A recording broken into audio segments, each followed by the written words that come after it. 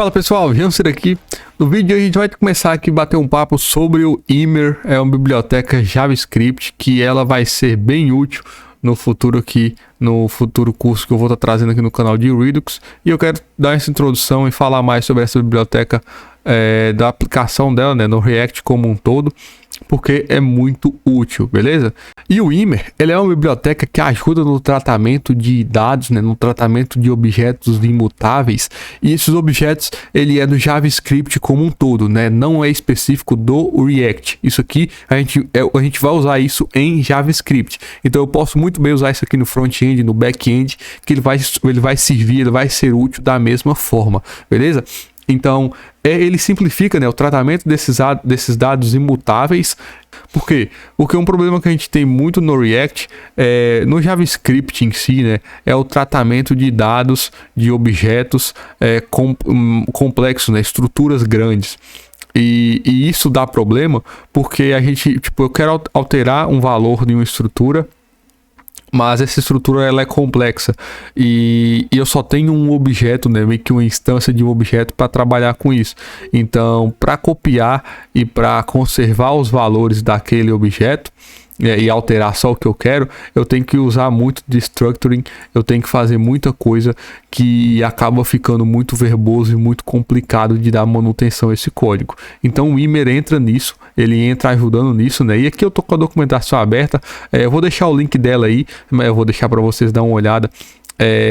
Caso vocês se interessem, eu até recomendo vocês darem uma olhada nisso aqui, mas o mais interessante é que essa parte aqui, né, How Ymer Works, que meio que exemplifica muito como que é o funcionamento da biblioteca, né? Nós temos, né, o nosso objeto atual, esse objeto a gente passa ele pro Ymer, e aí o Ymer gera pra gente um rascunho, e a gente altera esse rascunho, e aí o Ymer retorna pra gente esse objeto novo, mantendo o meu objeto atual sem alterações, né, imutável. Então isso gera muitos benefícios e é muito legal ver isso aqui funcionando. Então eu já vou mostrar funcionando e recomendo muito que você volte aqui para dar uma olhada e uma lida aqui em tudo o que está na documentação. Então eu preparei esse código aqui no Play Code, né, para a gente conseguir entender melhor qual o problema que o Ymer resolve. E é basicamente o que eu tenho aqui, né? Eu já tenho aqui o código meio que pronto, eu só vou ir passando por ele e comentando o que está acontecendo. Então eu tenho aqui a declaração de um objeto, né, a criação de um objeto.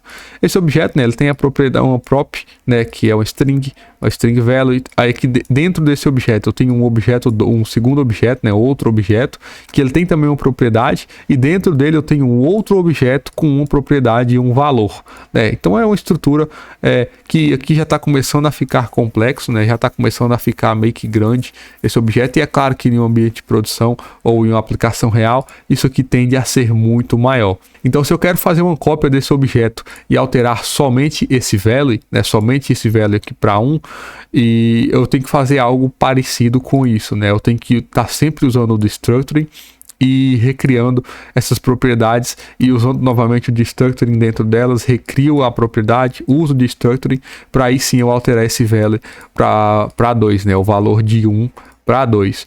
E eu uso esse destructuring principalmente por causa dessas props, né, que não são objetos, né, são outros valores que eu tenho dentro do objeto, né, dentro daquele nível ali do objeto. Então eu tenho que ficar usando o destructuring, e isso aqui para dar manutenção não é legal, né? Isso aqui é bem complicado. Então eu tenho aqui, né, eu tô fazendo aqui o log desses dois objetos, né, do objeto real e do objeto copy, e a gente pode ver que são objetos idênticos, né, só com a diferença do valor que eu alterei. Então aqui nesse primeiro objeto, né, o valor é 1, e no segundo objeto o meu valor é 2, né? E aqui, né, eu tô dando log, o primeiro objeto é o object 1, só object, né, o original. E esse segundo aqui é a cópia, né, com o valor alterado. Então o Ymer entra nisso, né? Ele entra para simplificar essa cópia, né, para simplificar essas alterações. Então eu tenho aqui, né, eu vou comentar aqui novamente. Eu já tenho aqui um exemplo usando o Ymer, e o Ymer, né, basicamente o que a gente vai mais usar do Ymer é essa função produce, que é uma função que a gente passa para ela o nosso objeto e a gente passa também a alteração naquele draft que eu mostrei para vocês naquela ilustração da documentação, né? Então aqui eu estou usando ele, eu estou já fazendo uso, né, da função produce. Eu estou passando para ela um tipo, né, meio que falando aqui eu estou um exemplo com TypeScript, né? Então eu falo que tipo de objeto é que eu estou trabalhando, né, que é esse object props, que é basicamente uma interface, né, descrevendo esse meu objeto. Bem simples, né? Então eu falo na função produce, eu vou trabalhar com esse object props, eu passo, né, com o primeiro argumento o objeto que eu vou trabalhar e o segundo argumento é uma função, né? Essa função ela tem aqui o draft, né, que é aquele rascunho. E aí dentro dessa função eu faço as alterações que eu quero dentro do meu rascunho. E assim, né, só com esse código aqui, a função produce já vai me retornar o objeto alterado. Então, como eu estou dando um console log aqui, né, se eu olho aqui no console, eu alterei, né, o valor para 5. Né, somente com isso, né, meio que acessei a propriedade e alterei o valor e o Ymer já resolveu tudo pra gente sem alterar o meu objeto original, né? Se eu dar o log aqui antes do meu objeto original, né, de object, eu posso ver que ele é um objeto idêntico, né? Tá, ele continua imutável, não houve alterações nele. Eu só alterei o meu segundo objeto, né, o meu rascunho. E aqui dentro, né, dentro da função draft, eu posso alterar o que eu quiser.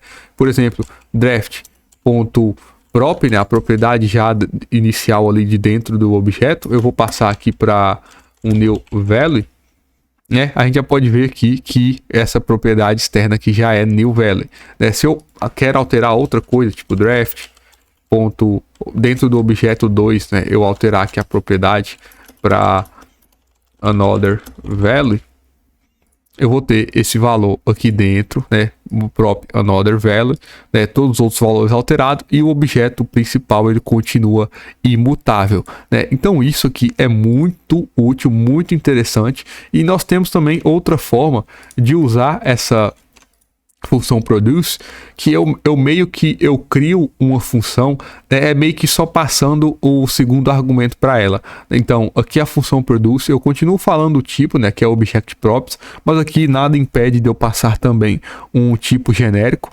E aqui um tipo genérico que eu vou definir no momento de execução, né? E aqui dentro eu só estou passando a função que altera o meu rascunho. E com isso, né, quando eu uso dessa forma, a minha função produce, ela retorna outra função, que eu estou chamando aqui de prod.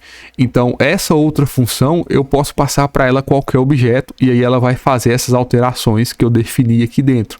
E isso vai ser muito útil lá na frente, nos próximos episódios, que é onde a gente vai usar essa função produce com os hooks, né, com o React, que vai ficar muito legal.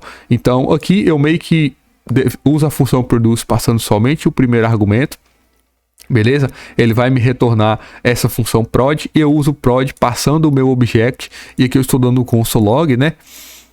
E aqui eu alterei no objeto 2, né, a própria aqui para new value. Então eu alterei isso aqui. Se eu quiser alterar mais, né, se eu quiser fazer a alteração aqui do value, e vou copiar aqui para economizar o nosso tempo, alterar aqui para 4, né? Eu posso olhar aqui dentro no meu console que o valor mudou para 4, né? Se eu mudar aqui draft.prop para new value 2, aqui, né, a primeira propriedade é new value 2, e se eu dou um log antes aqui no meu objeto original, né, o objeto original ele continua imutável, ele continua a mesma coisa. Então isso aqui é muito prático, muito poderoso, né?